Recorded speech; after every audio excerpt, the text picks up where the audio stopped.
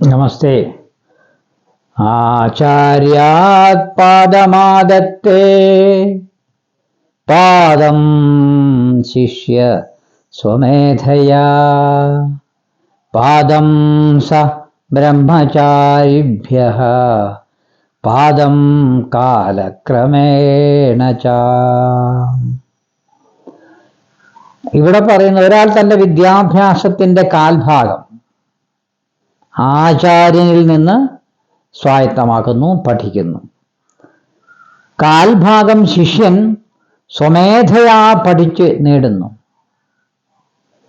കാൽഭാഗം ആ വ്യക്തിയുടെ സഹവർഗത്തിൽ നിന്ന്, ഇടപഴകുന്ന ആളുകളിൽ നിന്ന്, വിദ്യാഭ്യാസ കാലഘട്ടത്തിലെ കൂട്ടുകാര്, സമൂഹം, അങ്ങനെ എല്ലാവരുമായി ഇടപഴകിയിൽ നിന്ന് അതിൽ നിന്ന് നേടിയെടുക്കുകയാണ് ചെയ്യുന്നത്.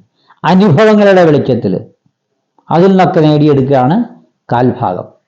അവസാനത്തെ കാൽഭാഗം കാലക്രമേണ കാലാന്തരമായി, കാലാതീതമായിട്ട് കാലങ്ങളെ മാറും തോറും അല്പാൽപമായി ബാക്കിയുള്ള കാൽഭാഗം അറിവും വന്നു ചേരും.